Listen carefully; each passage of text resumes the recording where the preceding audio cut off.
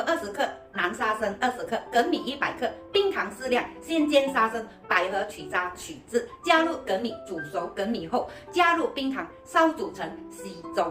每日早晚温热时，外感风寒咳嗽者不宜服。本方具有养颜、润肺、类祛痰、止咳的功效。百合性寒味甘，归肺心经，有润肺止咳、清心安神之功效，常用于肺热咳嗽、阴伤燥咳等。